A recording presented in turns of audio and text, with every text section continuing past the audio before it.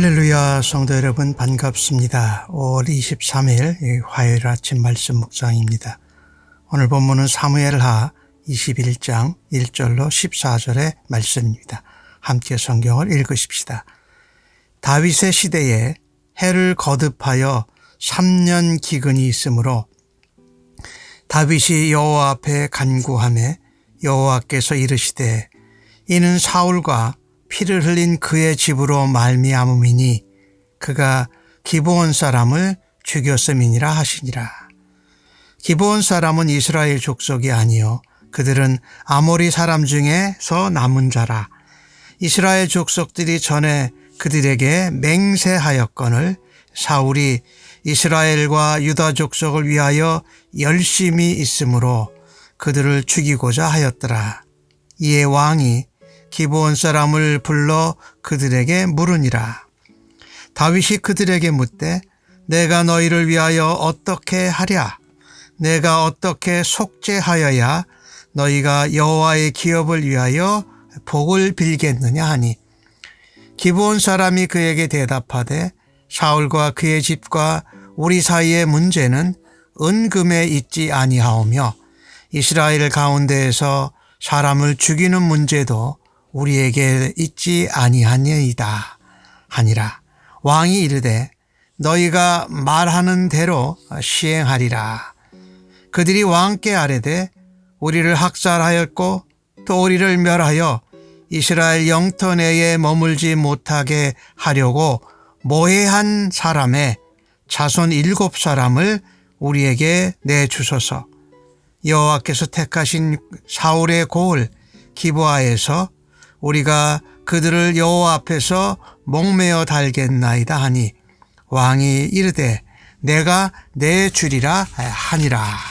그러나 다윗과 사울의 아들 요나단 사이에 서로 여호와를 두고 맹세한 것이 있으므로 왕이 사울의 손자 요나단의 아들 무비보셋을 아끼고 왕이 이에 아야의 딸 리스바에게서 난 자 곧 사울의 두 아들 알모니와 무비보셋과 사울의 딸 메랍에게서 난 자 곧 모홀랏 사람 바르실레의 아들 아드리엘의 5 아들을 붙잡아 그들을 기브온 사람의 손에 넘기니 기브온 사람이 그들을 산 위에서 여호와 앞에 목매어 달매 그들 7사람이 동시에 죽으니 죽은 때는 곡식 빼는 첫날 곧 보리를 베기 시작하는 때더라.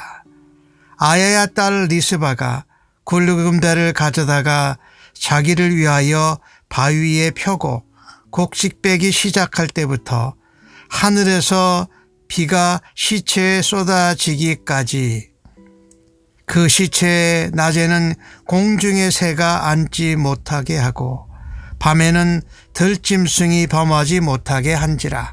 이에 아야의 딸 사울의 첩 리스바가 행한 일이 다윗에게 알려지매 다윗이 가서 사울의 뼈와 그의 아들 요나단의 뼈를 길르앗 야베스 사람에게서 가져가니 이는 전에 블레셋 사람들이 사울을 길보아에서 죽여 블레셋 사람들이 벳산 거리에 매단 것을 그들이 가만히 가져온 것이라. 다윗이 그곳에서 사울의 뼈와 그의 아들 요나단의 뼈를 가지고 올라오매 사람들이 그 달려 죽은 자들의 뼈를 거두어다가 사울과 그의 아들 요나단의 뼈와 함께 베냐민 땅 셀라에서 그의 아버지 기스의 묘에 장사하되 모두 왕의 명령을 따라 행하니라. 그 후에야 하나님이 그 땅을 위한 기도를 들으시니라. 아멘. 사실 사무엘하 21장부터 24장까지는 이제 다윗 왕의 역사에 관한 것이 연대기적으로 끝나고 이제 21장부터 24장까지는 이제 더 나중에 추가가 된 내용이에요. 그래서 오늘 내용을 보면 다윗이 다스리던 시대에 3년 기근이 있었다. 그래서 다윗은 그 기근이라는 것은 하나님의 징계거든요. 요 앞에 간구했어요. 하나님이 알려주세요.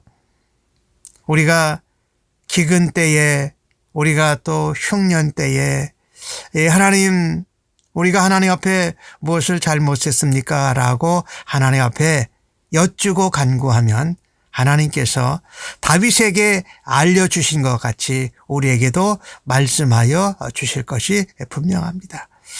하나님이 말씀하시기를 사울과 피를 흘리니 그의 집 때문에 그렇다.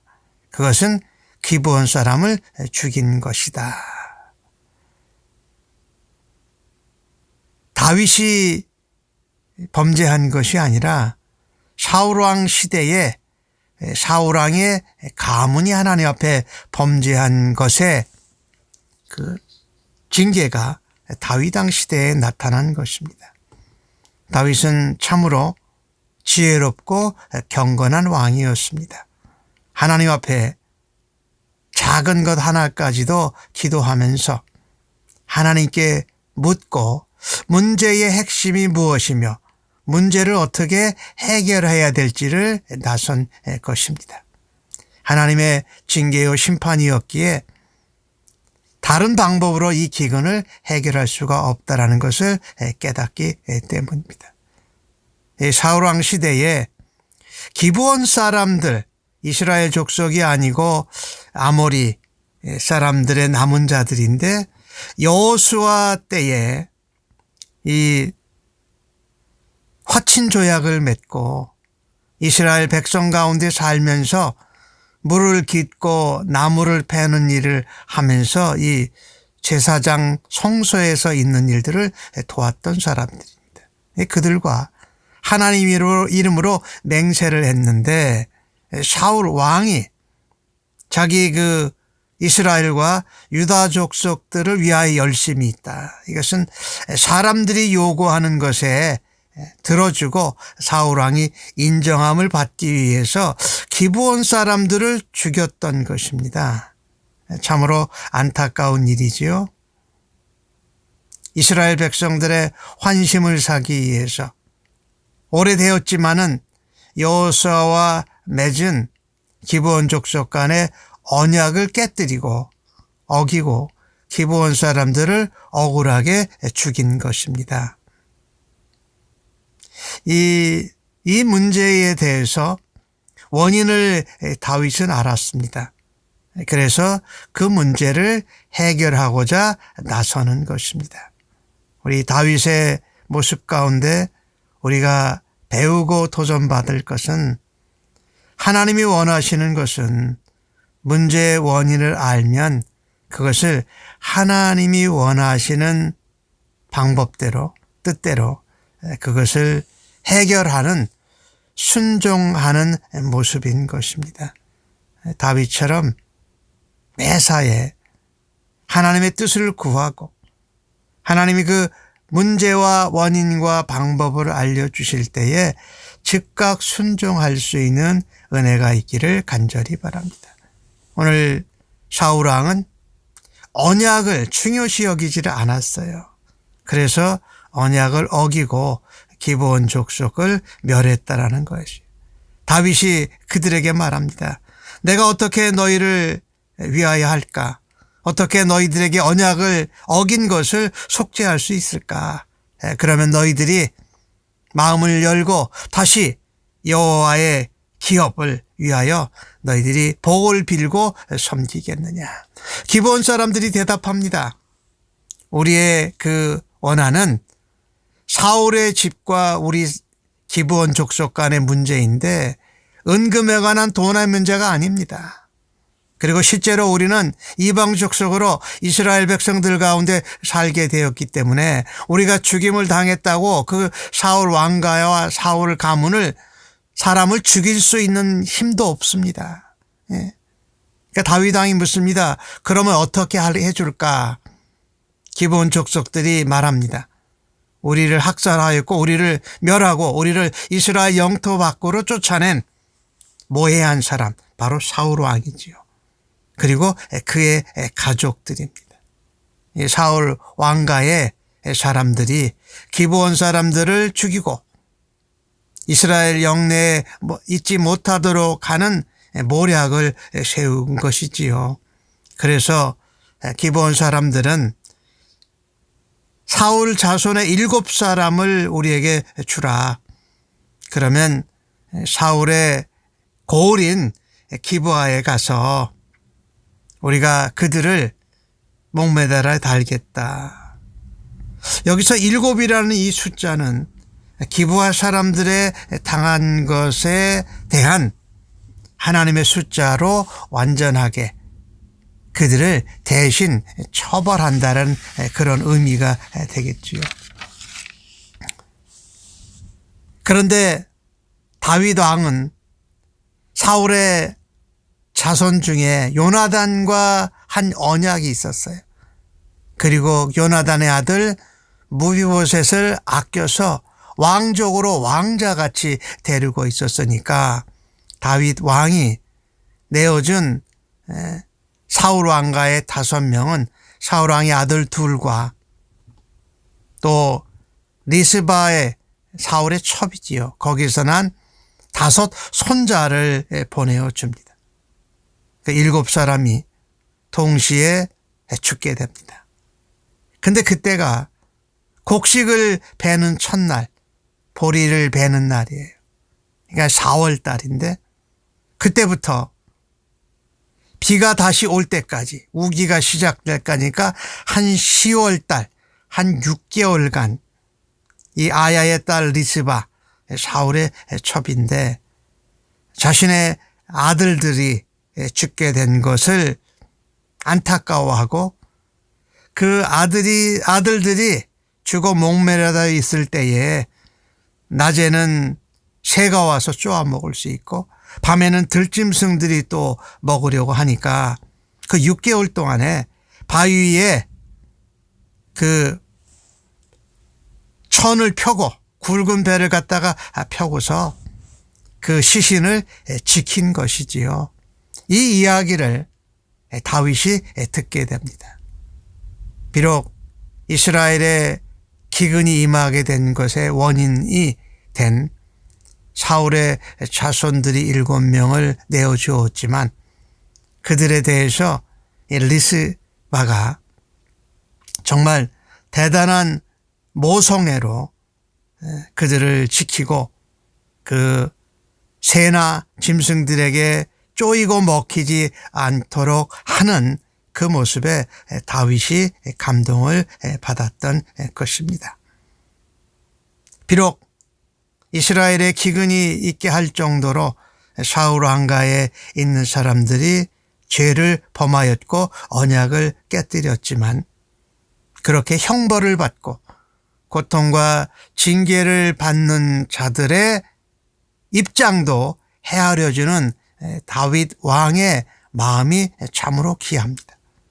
그리고 다윗은 내가 사울 왕과는 전혀 악의가 없다라는 것을 표현하는데 이전에 길르앗 야베스 사람들이 블레셋 사람들에게 죽임을 당해서 벳산거리에 매달린 사울 왕과 그 아들 요나단의 뼈를 그들이 가만히 가져온 것을 가져와서 사울의 뼈, 요나단의 뼈, 요번에 기브온 사람들에게 내준 7명의 사울 가문의 사람들의 뼈를 사울의 아버지 기스의 묘에 장사해주는 이런 헤아리고 긍휼을 베푸는 마음을 나타나는 것입니다.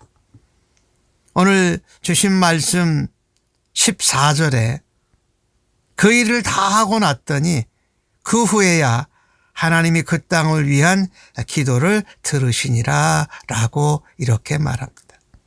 어떤 때, 어떤 후에 기브온 족속의 억울함을 풀어주고 또 그 억울함을 풀어줌으로 죽임을 당한 사울 왕가의 7명의 사람들, 2 아들과 손자 그리고 사울왕과 요나단의 뼈까지 함께 장사해 줌으로써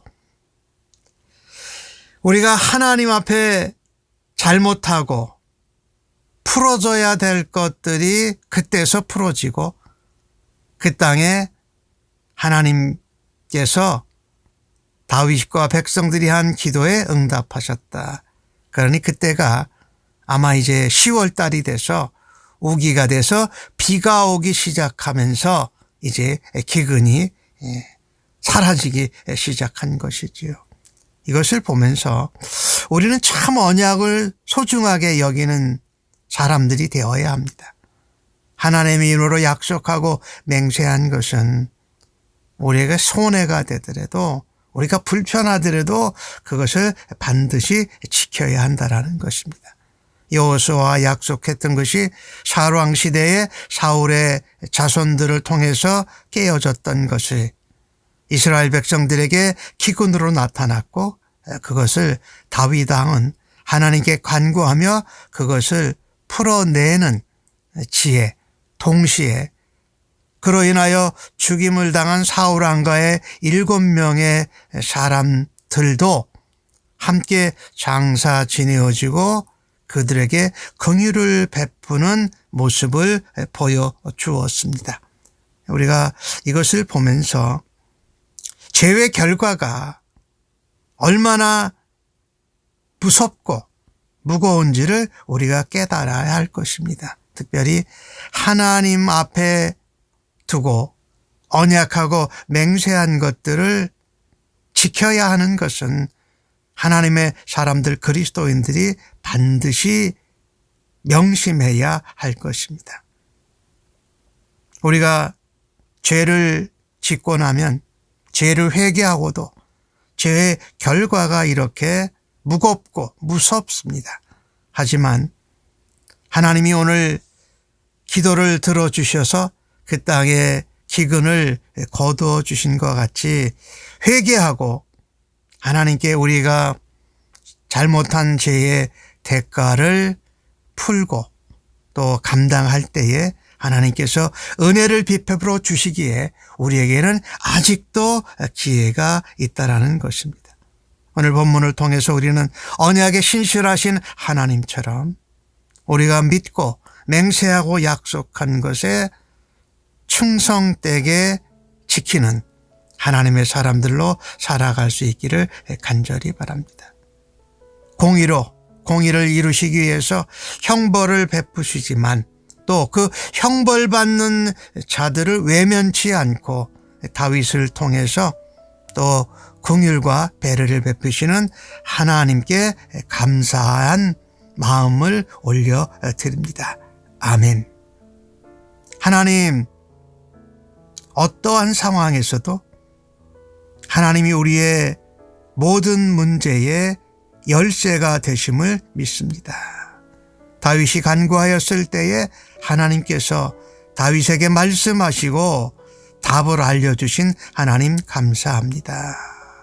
어려움에도 기근에도 하나님께 구하지 않고 그래서 깨닫지 못하는 우둔함을 용서하여 주옵소서.